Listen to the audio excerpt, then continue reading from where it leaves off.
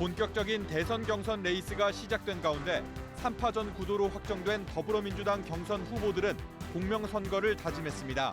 8명으로 1차 경선 진출자를 좁힌 국민의힘은 오는 22일까지 4강 경쟁에 나섭니다. 세월호 참사 11주기를 맞은 오늘 철거 압박과 방화에도 전국 유일 전주 세월호 분향소를 지킨 시민들은 진상규명과 안전사회를 기원했습니다. 올해 임실 방문의 해를 맞아 임실군이 사계절 축제로 1000만 관광객 유치에 나섰습니다. 지속 가능한 관광 산업을 위한 과제를 짚어봅니다. 소외계층에 무상으로 라면과 커피, 피자 등을 제공하는 전주시의 함께하는 나눔 실천이 영역을 넓히고 있습니다. 열린 K에서 내용과 의미 살펴봅니다.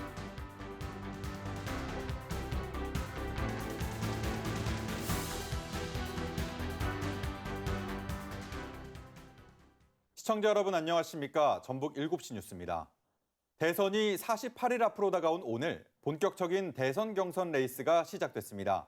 먼저 더불어민주당 대선 경선은 이재명, 김경수, 김동연 3파전 구도로 확정됐습니다. 공정선거를 다짐한 새 후보들은 각각 국가 안전과 혁신 성장, 지역 균형 발전 등의 메시지를 내며 경쟁에 나섰습니다.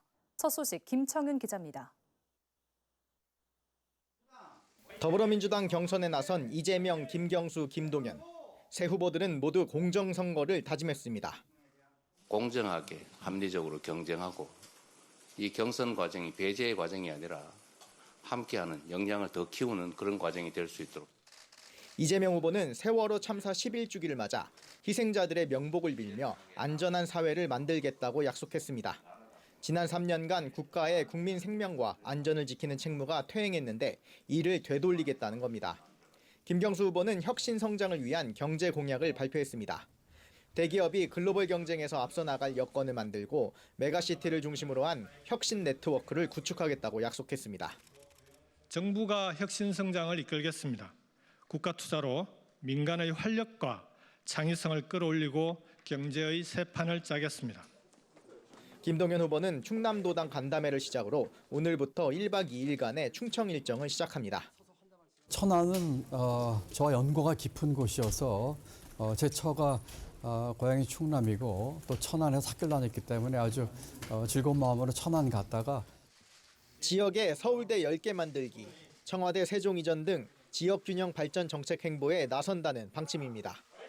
3명의 민주당 후보들은 오후 세월호 참사 11주기 기억식에 참석해 유족 등을 위로했습니다. KBS 뉴스 김청윤입니다. 국민의힘은 서류 심사를 거친 1차 대선 경선 진출자 8명을 확정했습니다. 앞서 불출마를 선언한 오세훈 서울시장을 향한 대선 주자들의 러브콜도 이어졌습니다. 이윤우 기자의 보도입니다. 국민의힘은 1차 경선 진출자 8명을 발표했습니다. 가나다 순으로 김문수, 나경원, 안철수, 양양자, 유정복, 이철우, 한동훈, 홍준표 후보입니다. 오는 22일 2차 경선 진출자 발표까지 4강 경쟁에 나섭니다. 대선 불출마를 선언한 오세훈 서울시장과의 회동도 잇따랐습니다. 김문수 후보는 오 시장과 조찬을 하며 정책 계승을 공언했고 서울시장님이 그동안 역점적으로 해온 이 정책을 제가 받아서 잘 하도록 그렇게 했습니다. 오찬을 함께한 안철수 후보는 중도 확장성 면에서 가장 닮았다고 강조했습니다. 중도 확장성이 있는 이런 부분에 대해서는 제가 다 포괄하고 안고 갈 수 있다. 오늘 나경원, 유정복 후보, 어제 홍준표 후보까지 오 시장의 지지 표명을 기대하며 중도층 확보 경쟁에 나선 겁니다. 이런 가운데 홍준표 후보는 초격차 기술주도 성장 등 5대 경제정책 방향을 발표했습니다. 우리 경제의 체질 개선과 경쟁력 강화를 위한 근본적인 종합대책이 필요합니다. 한 달 만에 대구를 다시 찾은 한동훈 후보는 청년 기업인들을 만났습니다. 다른 후보들이 윤심에 호소하고 있다고 비판했습니다. 윤심팔이를 하고 있는 것 같아요. 지금 대한민국에서는 민심이 윤심보다 딱 5천만 배 더 중요합니다. 유정복 후보는 윤석열 전 대통령을 잊어야 대선에서 승리할 수 있다며 대국민 호소문을 발표했습니다. 중도층의 지지를 포기하실 겁니까? 언제까지 윤심에만 기대어 대통령 선거를 치를 생각입니까? 주한 헝가리 대사를 만난 나경원 후보는 저출산 해소를 위한 과감한 정책을 강조했습니다. 저출산에 대한 우리의 이 지출은 복지가 아니라 투자다라고 생각하고 그를 기초로 해서 우리가 과감한 정책을 해야 된다고 생각합니다. 이철우 후보는 광주 전남 지역을 찾아 지지자들을 만났고 양양자 후보는 장애인의 날 기념 행사에 참석했습니다. 개혁신당 이준석 후보는 서울 가산 디지털 단지를 찾아 출근길 인사를 이어갔습니다. KBS 뉴스 이은우입니다.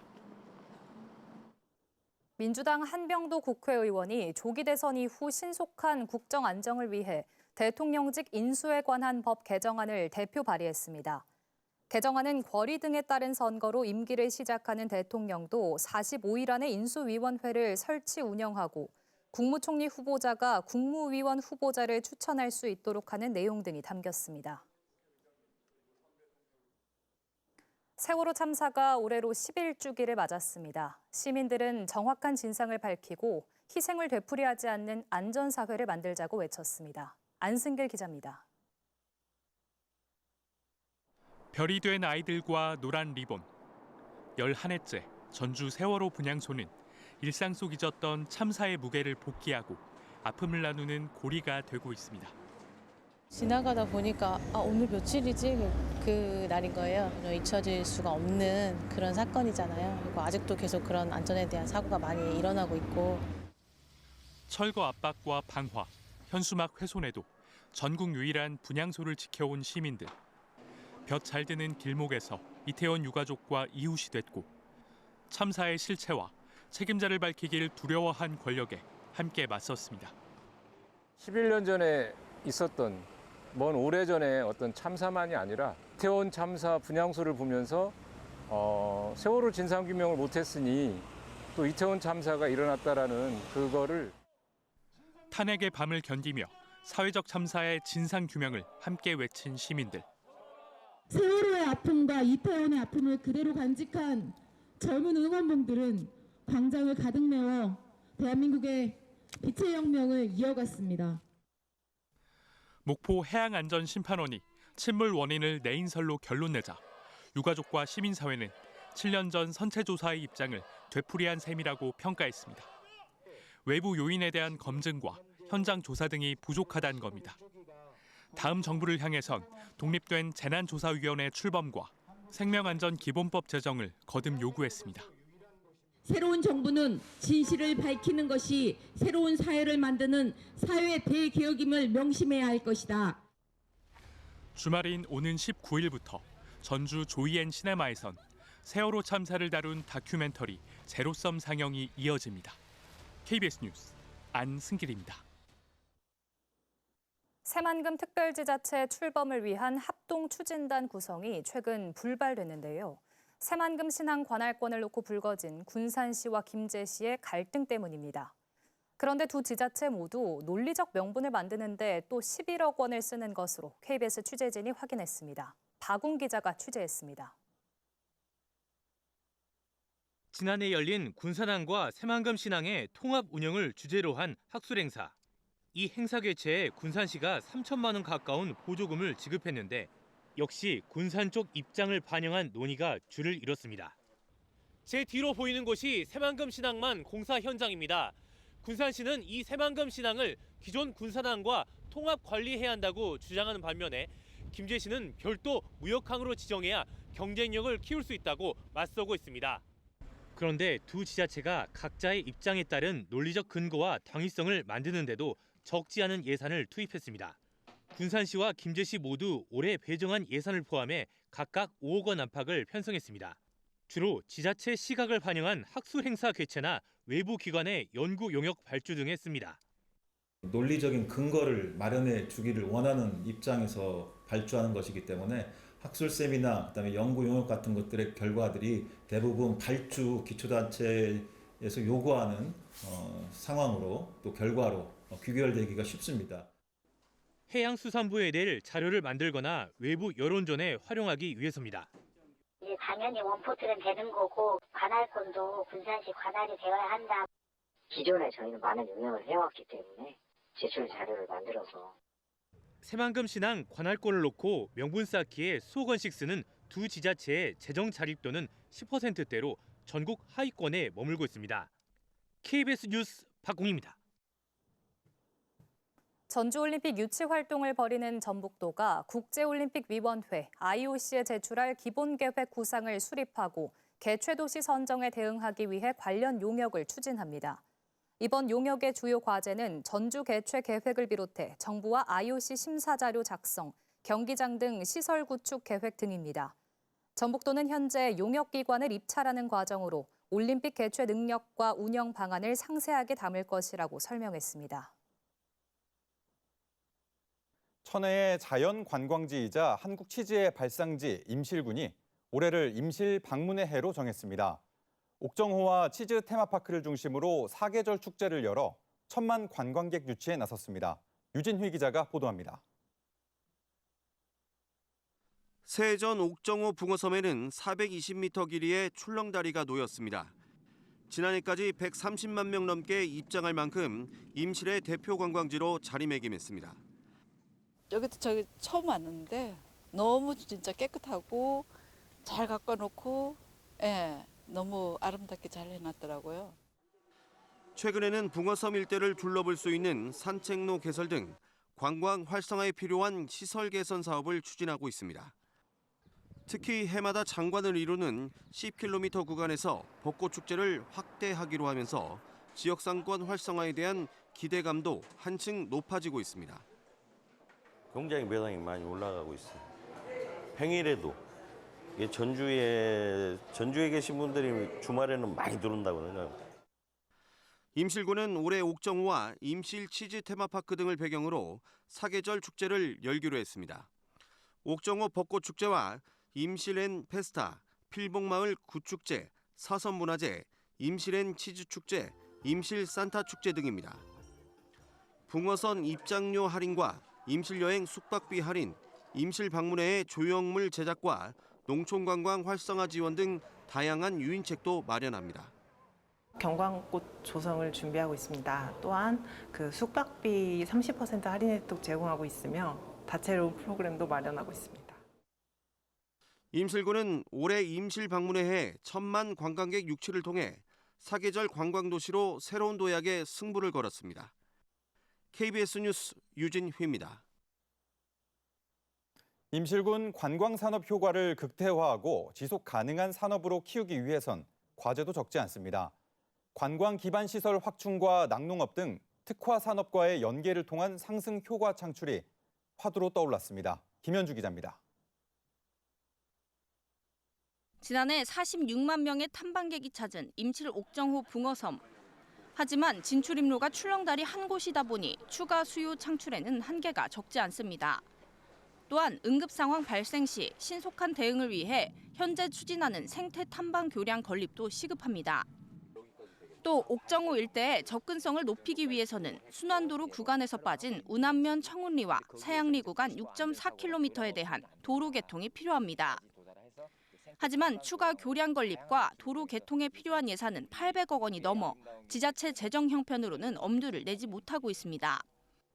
국가가 예산을 지원할 수 있도록 국가지원 지방도로 승격을 좀 요청을 하고 있어요. 섬진강댐이 65년도에 준공되고 나서 약 60여 년간 사실은 그런 교통체계가 갖춰지지를 않았잖아요. 또한 임실의 대표 산업으로 꼽히는 낙농업과 관광산업을 연계한 상승 효과 창출도 관건입니다. 명품 치즈와 피자 등 다양한 축산 가공품을 생산하지만 현재 임실 치즈 테마파크 위주로 매출이 집중되는 상황. 지역 특성화 관광산업과 연계한 다양한 판로 확대를 통해 농가의 소득을 높여야 하는 과제가 남아 있습니다. 앞으로는 맛있고 영양가 높은 저지종 프리미엄 치즈를 테마로 저지종 젖소 사육부터 제품 개발, 다양한 체험 콘텐츠 개발까지 관광객 증가와 지역 경제 활성화로 이어지려면 숙박과 음식업소의 서비스 개선과 편의시설 확충도 필요하다는 지적입니다. KBS 뉴스 김현주입니다. 전북도가 전 세계적으로 홍역이 유행하고 있다며 해외여행 전 예방접종을 당부했습니다. 세계보건기구에 따르면 지난해 홍역 환자는 모두 36만여 명인 가운데 유럽, 중동, 아프리카 순으로 많고 동남아시아와 서태평양 지역에서도 발생이 잇따르고 있습니다.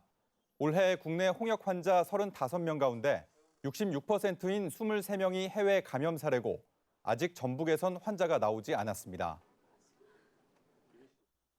보건복지부에 따르면 우리나라 12살 이상 인구 10명 중 1명은 1년 사이 우울증을 경험했다고 하는데요.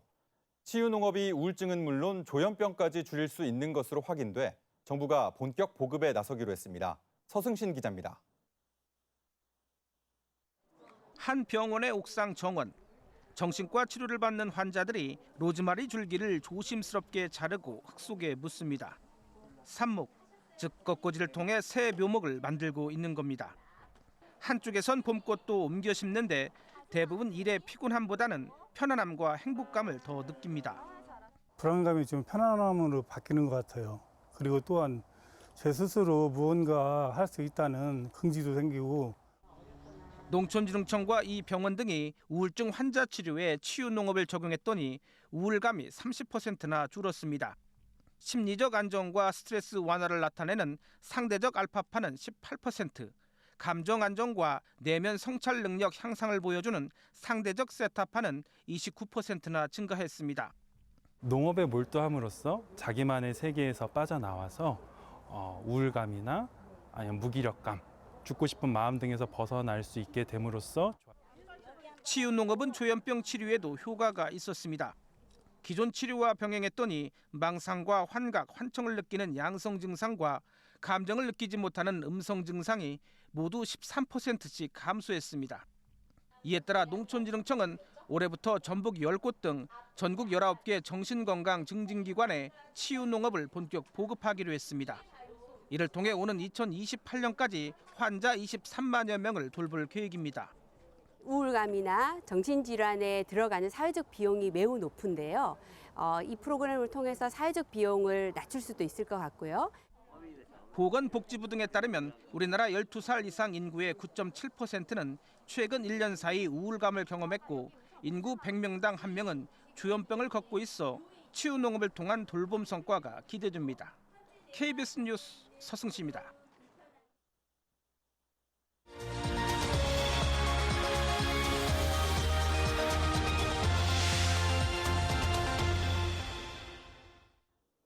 열린 K 시간입니다. 사회적 소외계층에 무상으로 라면을 제공하는 전주시의 함께라면 사업은 지난해 6월 첫 선을 보인 후 열띤 호응을 얻고 있습니다.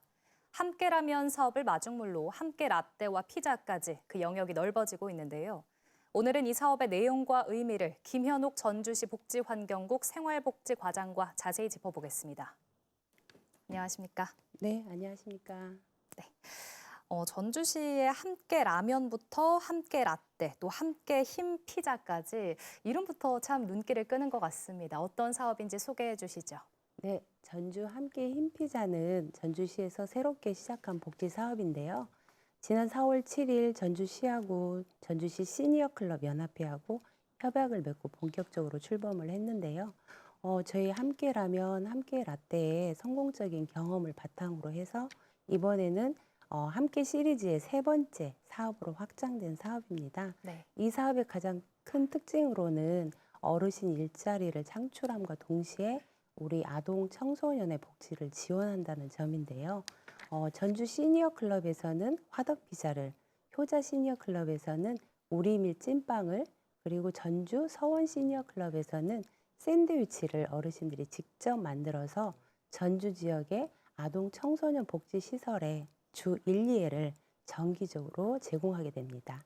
이처럼 어르신 세대는 사회 참여를 하게 되고 자립의 기회를 제공받고요. 아이들에게는 건강한 먹거리, 또 따뜻한 정서적 지지를 지원받는 그야말로 세대를 잇는 전주시의 대표적인 복지 모델 사업으로 자리매김하기를 기대하고 있습니다. 네.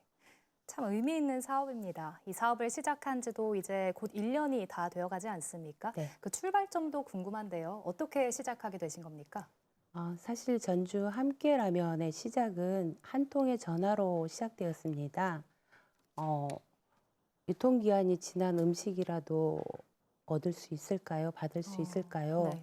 라고 배고픔에 지치고 오랜 시간 동안 고립되었던 한 청년의 이 전화 한 통화, 절박한 목소리로 시작이 되었는데요.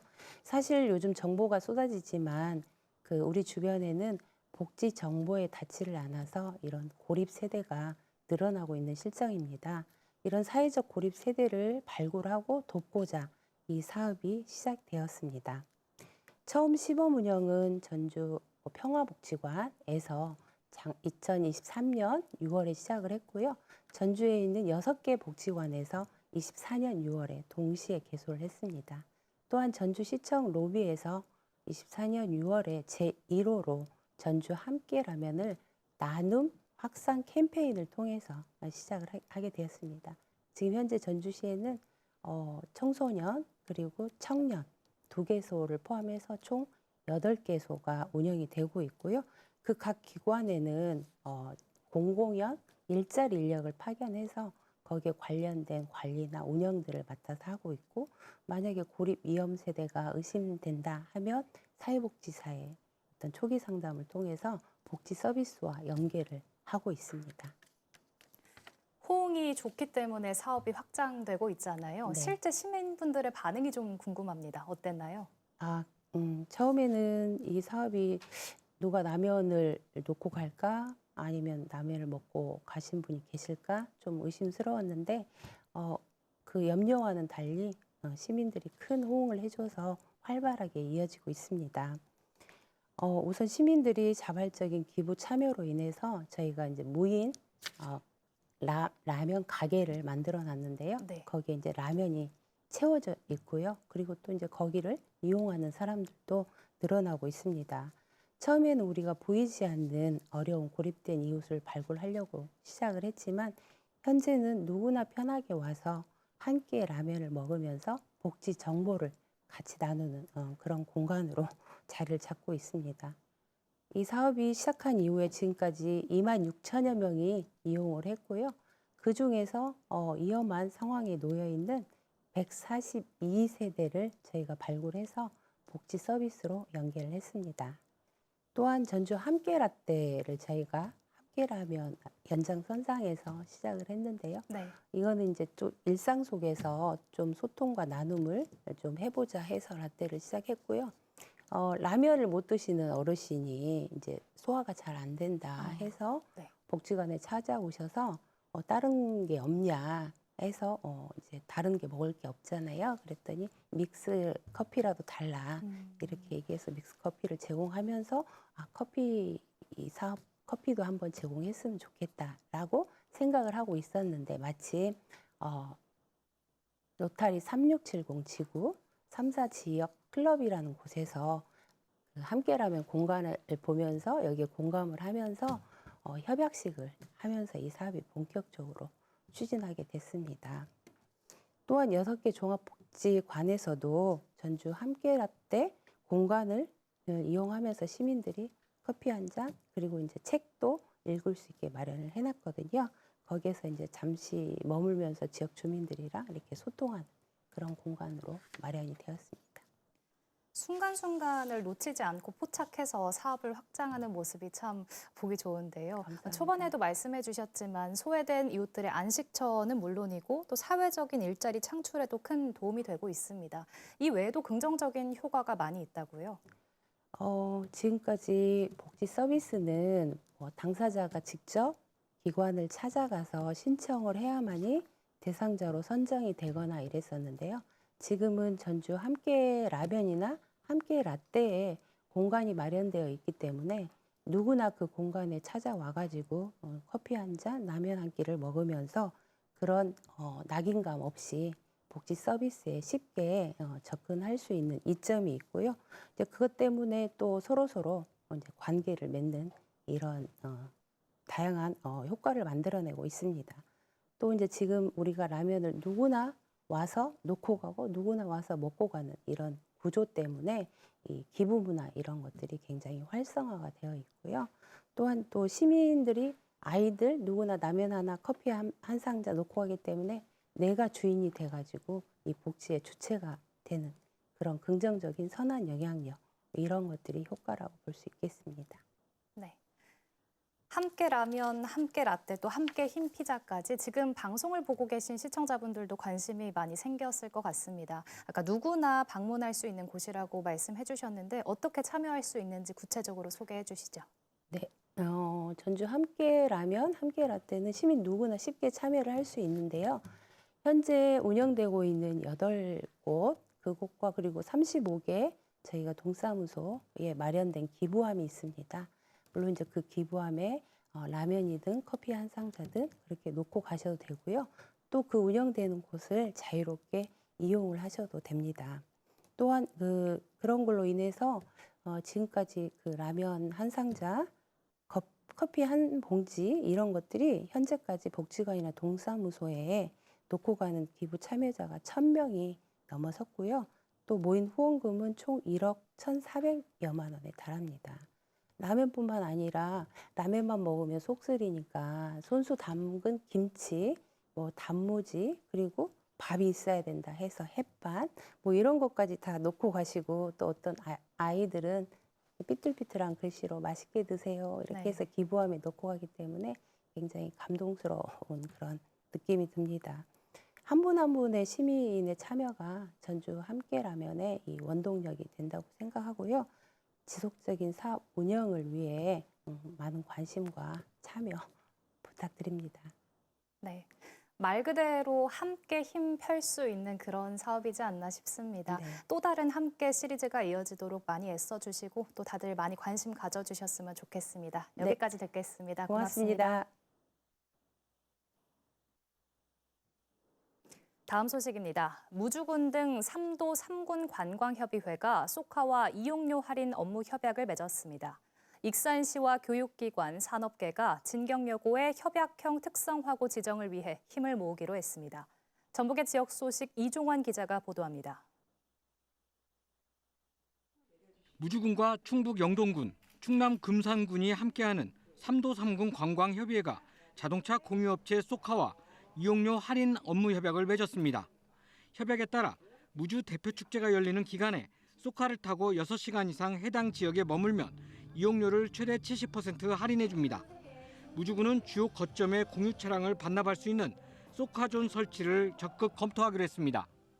지역 간 경계를 뛰어넘는 관광 연계의 시작으로 교통 인프라가 부족한 농촌 지역의 관광을 활성화하는 해법이 될 것입니다. 익산시와 익산교육지원청, 한국식품산업클러스터진흥원, 식품 관련 기업들이 진경여자고등학교의 협약형 특성화고 지정을 위해 힘을 모으기로 했습니다. 각 기관은 업무 협약을 맺고 식품산업특화 교육과정 개발과 인재 양성, 취업 연계 지원, 지역 정주 기반 구축 등에 나설 예정입니다. 협약형 특성화고는 교육부 공모사업으로 지자체와 교육기관 산업계가 지역 전략산업에 필요한 맞춤형 교육을 운영하고 인재를 육성하는 제도입니다. 청년들이 머물고 싶은 도시 익산을 만들기 위해 교육기관, 산업계와 긴밀히 협력하며 지역발전 기반을 마련하겠습니다. 남원 코리아 오픈 국제 롤러대회가 남원 종합 스포츠타운에서 일주일간 이어집니다. 올해 18번째를 맞는 이번 대회에는 일본과 러시아, 대만, 싱가포르, 중국, 호주 등 12개 나라에서 1,200여 명의 선수들이 참가합니다. 남원시는 대회 기간 교통과 의료 위생 점검 등을 지원할 계획입니다. KBS 뉴스 이종환입니다.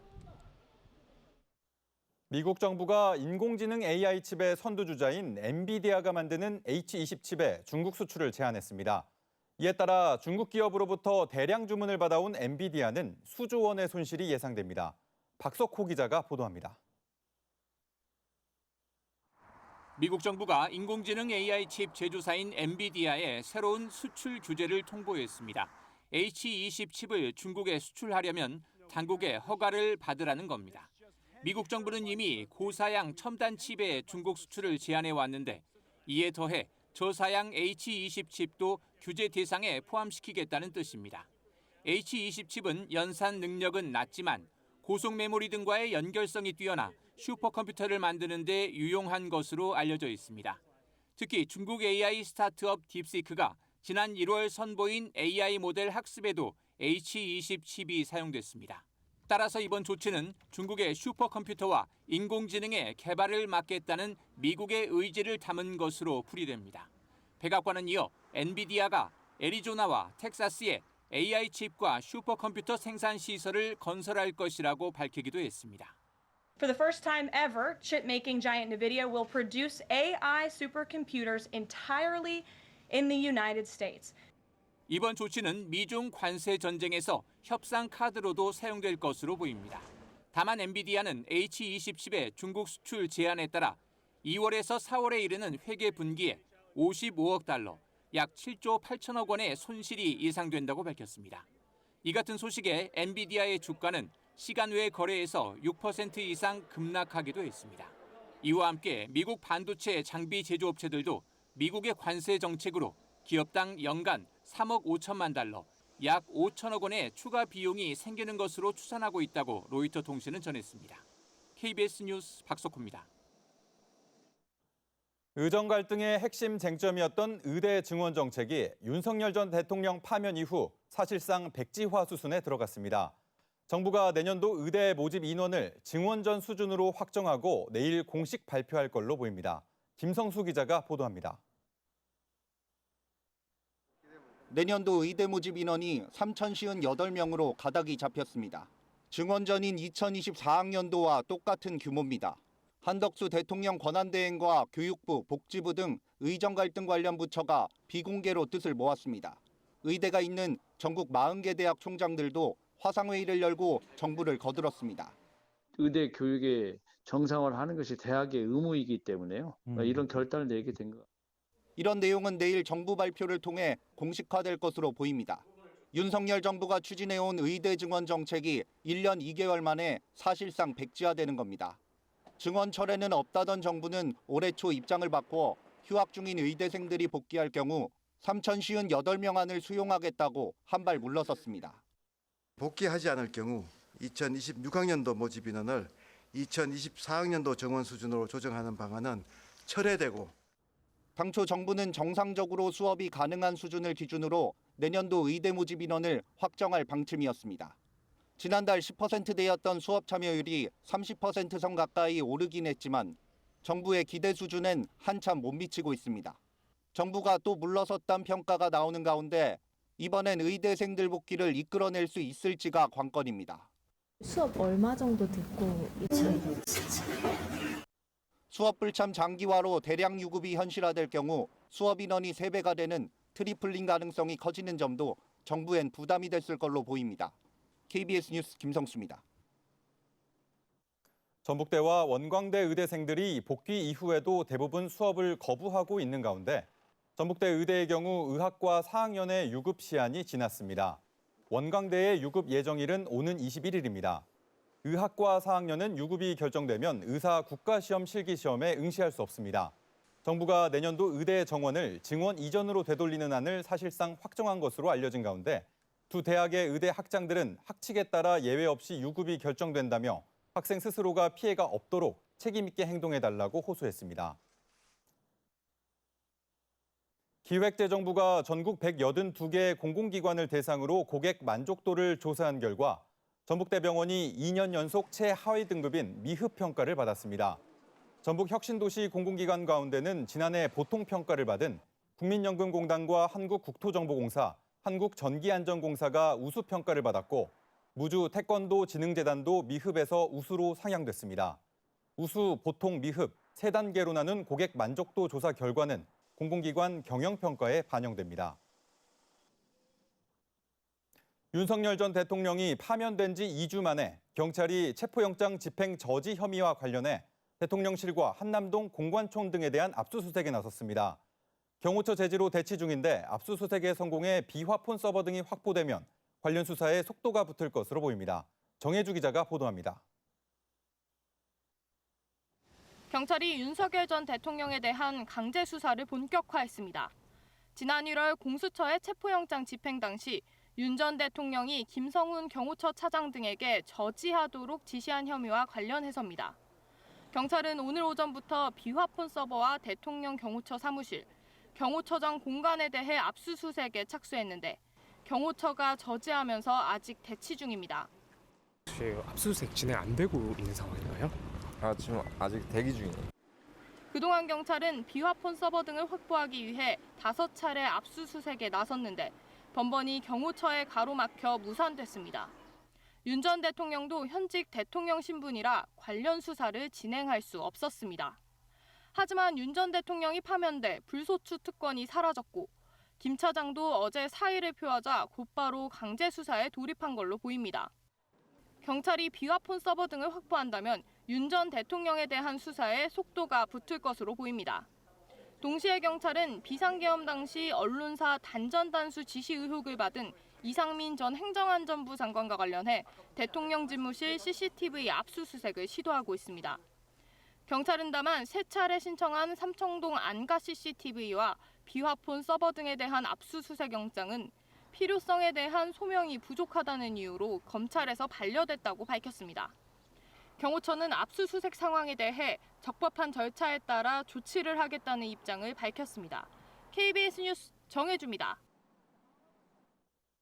지난 겨울 전북의 초미세먼지 농도가 전보다 나아진 것으로 나타났습니다.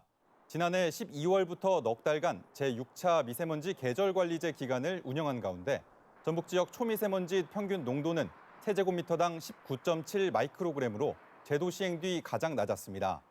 지난 2019년부터 시작한 미세먼지 계절관리제는 산업, 수송, 농촌 소각 등을 중심으로 한시적인 저감 대책을 시행합니다. 전주지법 군산지원은 민주당 신영대 의원이 유흥주점에서 향응을 받았다며 SNS에 사진과 글을 게시한 혐의로 기소된 시민단체 박모 대표의 1심에서 무죄를 선고했습니다. 재판부는 공인인 신 의원이 부동산 업자에게 접대를 받은 건 공적 관심 사안에 관한 사실이고 박 대표가 공공의 이익을 위해 게시한 것으로 볼 수 있다고 설명했습니다. 앞서 검찰이 벌금 100만 원의 약식 기소하자 박 대표는 정식 재판을 청구했습니다. 신 의원은 지난해 의혹이 불거지자 고교 후배 제안으로 참석했으나 접대부가 나오는 곳인 것은 몰랐다고 해명했습니다. 제26회 전주국제영화제 개막식 사회자로 김신록, 서연우 배우가 선정됐습니다. 두 배우는 여러 영화와 드라마를 통해 독보적이고 탄탄한 연기로 시선을 사로잡고 있으며 영화제와도 깊은 인연을 맺어왔습니다. 또 영화제 기간 전주 시내 투어 마중 프로그램을 통해 관객과 적극 소통할 예정입니다. 올해 전주국제영화제는 이달 30일 한국 소리문화의 전당에서 개막해 다음 달 9일까지 전주 영화의 거리 일원에서 열립니다.